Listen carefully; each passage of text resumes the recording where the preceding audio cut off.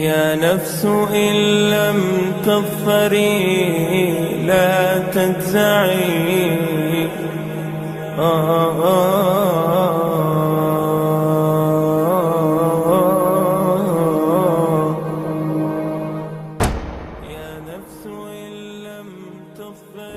While interpreting the verse displayed, the famous Quranic commentator Al-Tabari narrates the following story.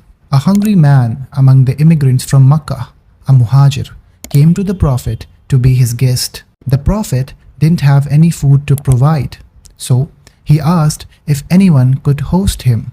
One of the people of Madinah, Abu Talha, took the man to his home. He advised his wife to honor the Prophet's guest.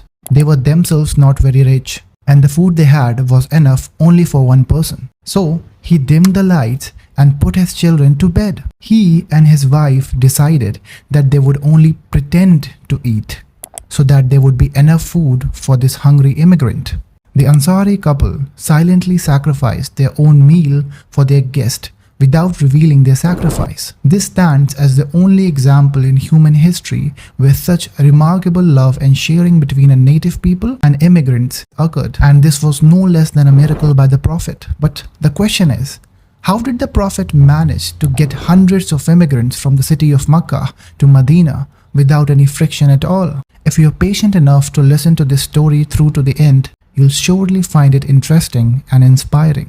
There is a famous Arabic saying that goes, "The stranger is blind even if he has eyes," which indicates the helplessness of the stranger or immigrant and suggests that they need help and guidance. The Quran speaks of migration experiences of many prophets prior to Islam, such as Adam, Abraham, Jacob, Moses, and others. Peace be upon them all. Since Adam, the father of humanity, migrated from heaven to earth, Islam considers all human beings as immigrants. Therefore, the original homeland of humanity is heaven, while the earth is just a place for temporary relocation. The Prophet compares himself to a traveler who stops to take shelter under a tree for some time before continuing with his journey. The Quran speaks of oppressed and weak people on earth and suggests that they could migrate from their oppressed places to other lands. Was not the earth of God spacious enough for you to flee for refuge? This verse indirectly suggests that those who have authority should take care of the refugees, since it speaks of God as the owner of the land. Sadly, today we have put up borders in order to divide nations and stop the flow of immigrants into our countries. The most impactful migration in the history of Islam, or perhaps the history of mankind, is the migration of the Prophet from Mecca to Madinah, roughly 450 kilometers north of Mecca. This migration was so significant that it marks the beginning of the Islamic calendar. The Prophet loved his hometown. When he needed to leave, he turned back to the city of Mecca and said, "O Mecca, I know you are the most blessed of the lands of God. If your people did not force me to leave, I would have never left you." Prior to the migration, the wealthy merchants of Mecca imposed a severe economic boycott against the Prophet and his followers for 3 years, which caused them immense suffering to the extent of starvation.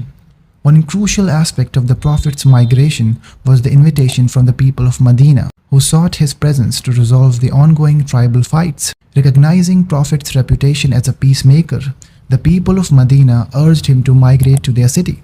Responding to this call, the Prophet instructed his companions to migrate one by one. Despite facing significant risks, both he and his close companion, Abu Bakr radiallahu anhu, embraced on the perilous journey. Prior to their migration, a substantial reward was offered to anyone who could locate and harm them. Despite these challenges, the Prophet successfully completed the tough journey. Upon reaching Madinah, the Prophet's first priority was to establish a framework for peaceful coexistence. Madinah was a diverse city comprising various ethnic and religious groups. Despite Muslims constituting a mere 15% of the population, the rest primarily comprised of Arab polytheists and Jewish tribes. The Prophet succeeded in fostering peace among the conflicting groups. This difficult task was achieved through the formulation of a groundbreaking document known as the Constitution of Madinah, or the Madinah Charter, which enshrined the principles of equality for all members of society, irrespective of their religious beliefs. Well, we will make a separate video on the constitution of Medina, and that is going to be really interesting. Coming back to the topic, the Muslims who migrated from Mecca faced financial hardships. They had to give up their possessions. They relied only on the wisdom of the Prophet to remove their poverty and weakness. As there were already Muslim residents in Medina before the immigrants' arrival, the newcomers were called Muhajir. To foster unity between the immigrants and the local Muslims, the Prophet established a bond of brotherhood between each immigrant and local Muslims, urging the locals to assist the newcomers. This historic bond in Islam is known as Mu'akhat. This extraordinary event gave rise to two significant groups in Islamic history, praised in the Quran: the Muhajirun, or the immigrants, and the Ansar, or the helpers. The Prophet paired one Ansar and one Muhajir, declaring them siblings. The Ansar generously shared their wealth and land with their Muhajirun siblings, to the extent that the immigrant Muslims gained legal rights to inherit from their Ansar siblings. When an Ansar passed away, their Muhajir sibling would inherit from them. Some of the Muhajirun were very honorable and did not want to ask for help.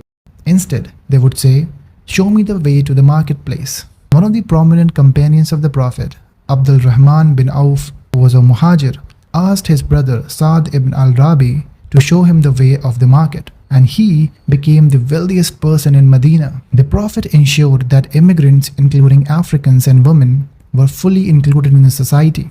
The declaration of brotherhood between members of these communities was not random. Prophet looked at their characteristics, their spiritual compatibilities, and even their tastes. It took 5 months for the Prophet to understand them well, and he declared brotherhood and sisterhood between these two segments of society. The Quran reflects on their past conflicts, stating, "Remember, when you were enemies, God has united your hearts, and through His grace, you have become brothers."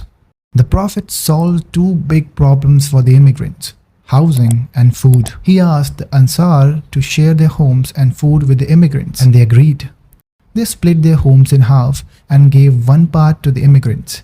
They also shared their food. What's special is that the Ansar did this willingly, from the kindness of their hearts, not because they had to. This tradition continued until new rules about inheritance came with the Quran, but it remained a symbol of generosity in the Islamic history. The Prophet's actions towards immigrants in the early Islam offer a strong model for today's migration policies. Islam teaches mutual support between immigrants and the citizens, promoting peaceful coexistence. We conclude this video with the Prophet's words: "You must desire for your brother what you desire for yourself."